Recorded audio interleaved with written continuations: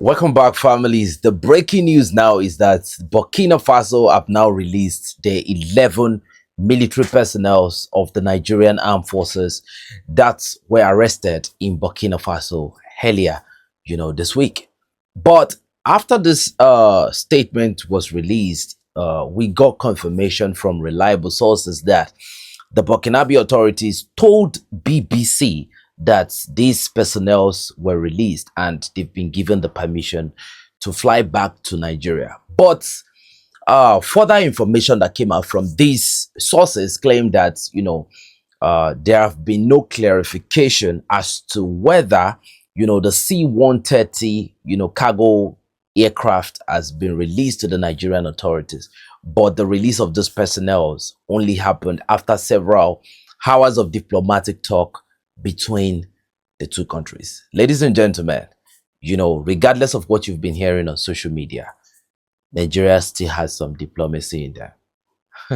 So here's my call to Mr. Smoke that said, who will smoke who, right?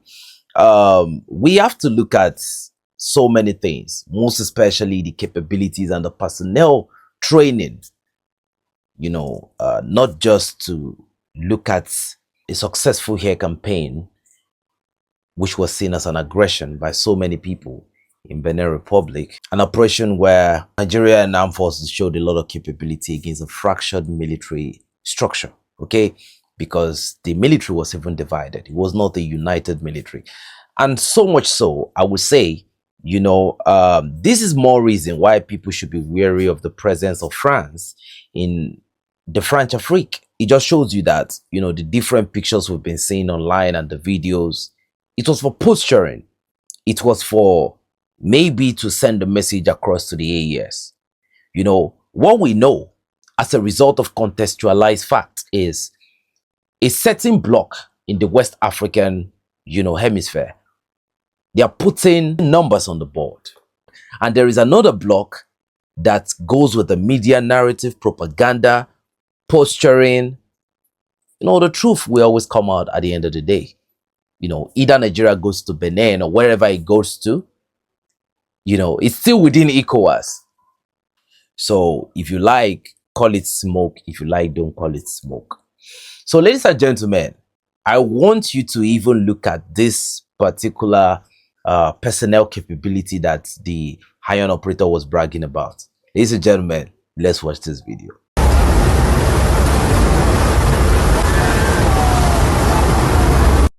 Fit and knees together, fit and knees together, fit and knees together, fit and knees together, fit and knees together, what? It's like you are lose control.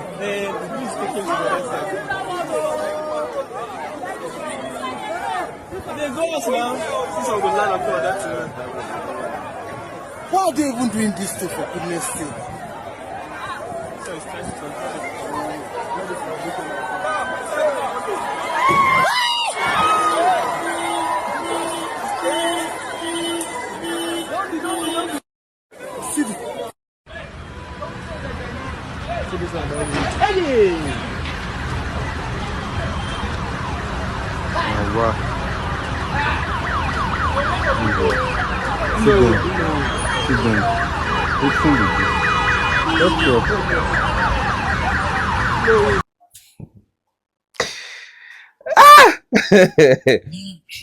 Those are the guys that are going to invade wherever, you know what I mean?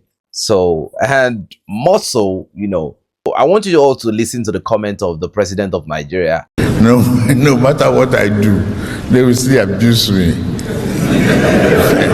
Yeah. I read paper every time and listen to television whenever I have time. Just I watch who is abusing me and what type of abuse. I learn lesson from some of the critical ones too. Because I can't see it all.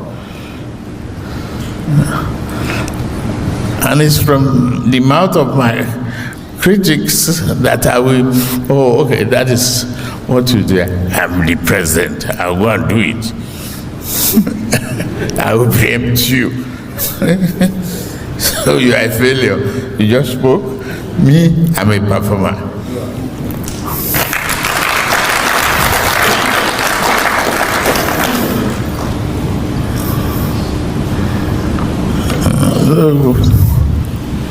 That's the way it is. And I want you to look at the reaction of the people that were listening to him. And I want you to just estimate, this old giant of African rhetoric. It's not really true like that, because when you look at the people clapping and you look at the person speaking, I don't really think there's a difference. People on the other block in the continent might actually think there is a difference, but I don't really see a difference like that. You get what I mean? Anybody that claps to that type of performance right there, man, you all can tell me what you think in the comment section below. But given the recent show, the road show, the campaign of Nigeria, it is still very important to understand that in the last 24 hours, the Mairari district of Borno State came under heavy attack by the Islamic State in West African province.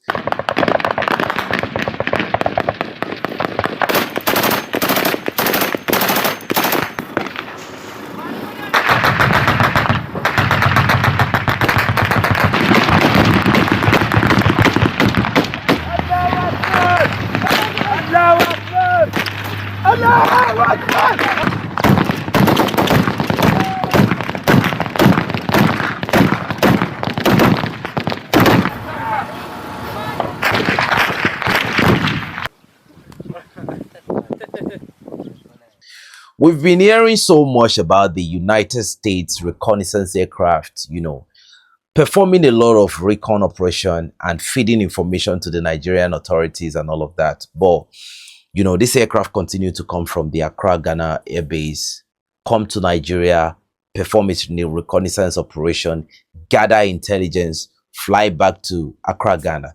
And according to the information we've been hearing, this recon aircraft, has been sharing information with the Nigerian authorities. At least we've seen the Congressman Riley Moore, so many occasions with Nuri Badru, which is the NSA executive chief of the Nigerian intelligence agency. But still, ladies and gentlemen, that is for the media. But this is what is going on the line of contacts. And at the end of the video, you will realize that those forces of the enemies, they recovered an operational vehicle and they recovered some rifle capability and so many other things, which only means one thing. In that particular operation, they came out on top.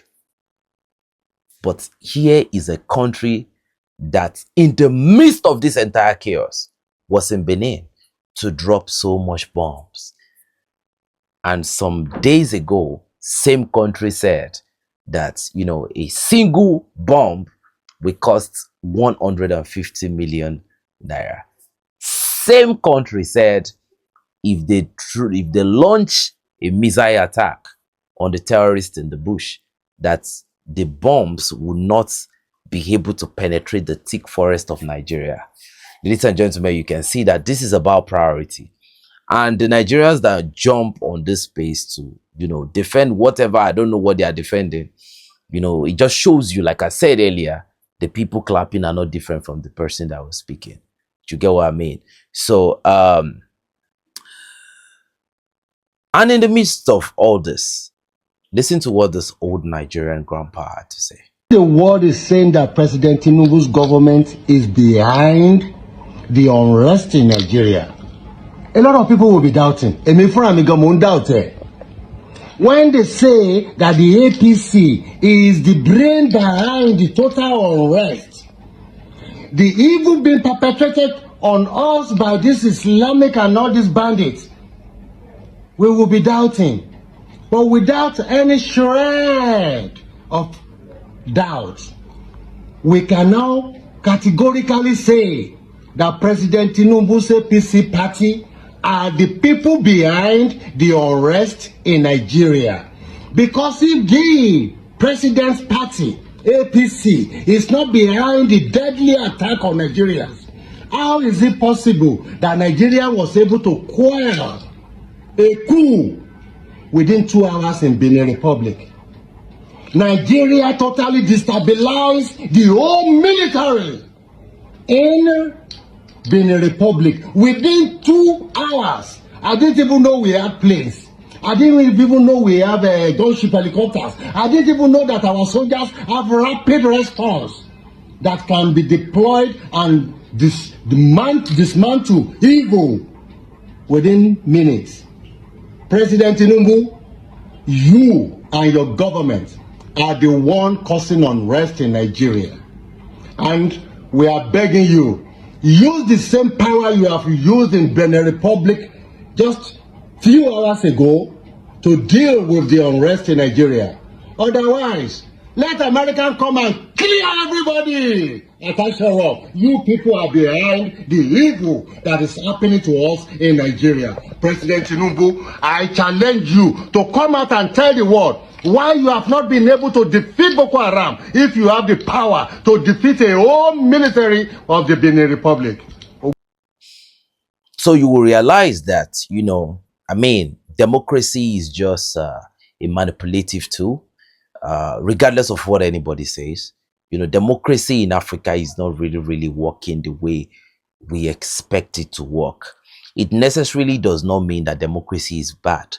But I think the African authorities have been able to hack the concept of democracy. They've been able to hack it.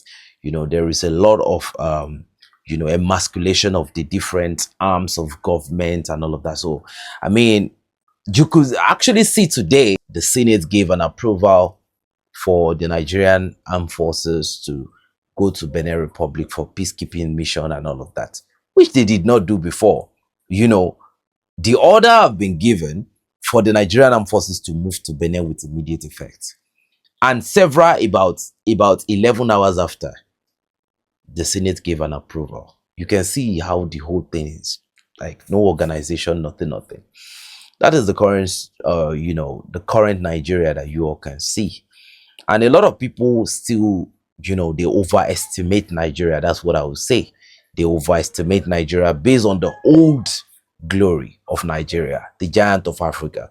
But I can promise you that when you look at the military capability of Nigeria, which if you really go to your Google, you can Google search most of the things. A lot of people say they don't even know that Nigeria had, the aircrafts that they actually used for the air campaign in Benin Republic.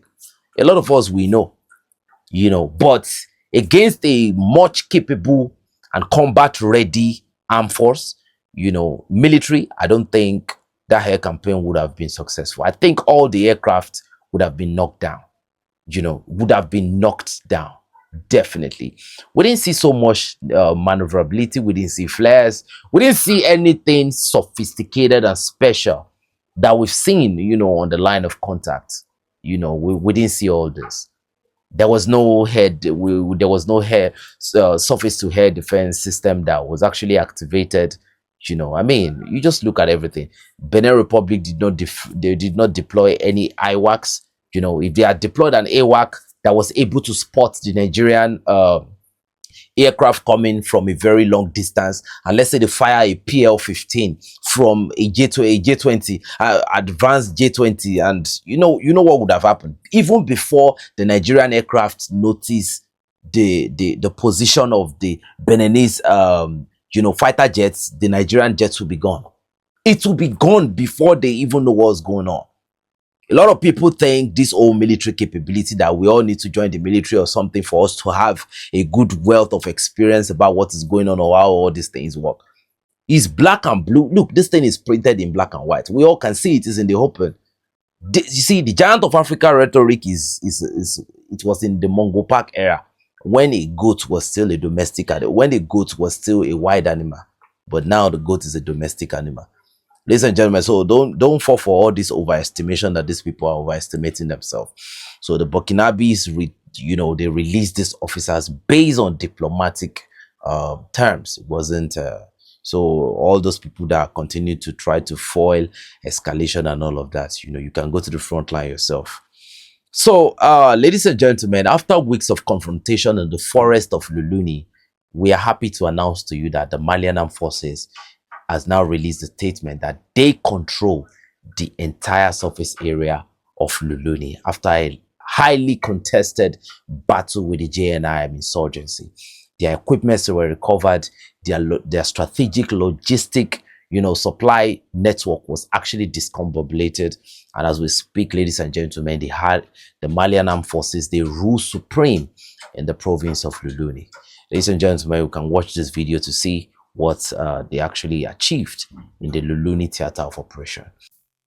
From a ghost town to an area coming back to life, Lului in the Sikasso region breeds peace and tranquility thanks to the defense and security forces. This situation follows the effective sweeping operation that drove out the enemies of peace who, for a few days, had sown fear and panic. But it was without forgetting the determination of the Malian armed forces to neutralize these terrorists and highway bandits. It is in this climate of restored peace that the population welcomed a strong delegation from the General Staff of the Armed Forces this Tuesday, including the administrative and local authorities of the region. And the observation is reassuring. During these 3 weeks, we were able to exert pressure on the enemy in the field, and the results are evident today. Today, the smooth flow on the corridors passing through National Road 7 and National Road 10 up to National Road 11 is now a reality. This has made the population of Lului regain confidence and return home. Today, the armed terrorist groups have been sufficiently reduced. However, some residual pockets exist that we will focus on reducing in the coming days, and even better, provide great capacity to allow the Sikasso region to operate independently and promptly address any other threat that may arise. We are here on behalf of the governor of the Sikasso region to express the solidarity of the entire Malian state, starting with the head of state, General of the Army Asugeta, to show the solidarity of the entire government with the population of Lului, who have suffered a barbaric attack here. We want to thank the resilience of the population who did not completely desert the city, but those who had left are coming back. This is to encourage the population to return, to say that security is here. You see the military presence here, and to say that resilience is here, and no one will divert us from abundant development for our country.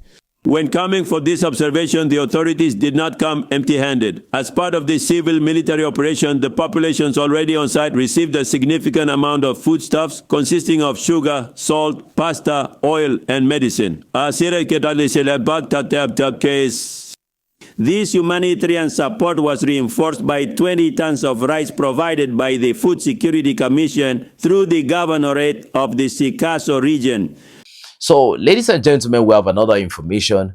Right now, as we speak, the Malian Armed Forces have now introduced new military engineering capabilities that is actually going to improve their operational capability on the line of contact and on different theater of command. Ladies and gentlemen, like I said, men lie, women lie, but numbers don't. Equipment intended for military engineering, it's another procession of similar military equipment that crossed a large part of the Malian capital last night. These are modern equipment adapted for military engineering missions. We learn more with Mohamed Lamakita. The Malian army continues to strengthen its operational capabilities, driven by the vision of the transitional authorities, determined to build a modern instrument of sovereignty capable of facing the multifaceted threats of the nebulous terrorist network and its allies. Last November, an impressive convoy of heavy machinery had already crossed Bamako, arousing the admiration of a population that came to behold these tangible symbols of military modernization. These initial batches marked the arrival of new equipment intended for military engineering. This Monday, December 8th, A second convoy once again traveled through the capital, announcing the commissioning of other equipment specially designed to meet the demands of an army undergoing transformation.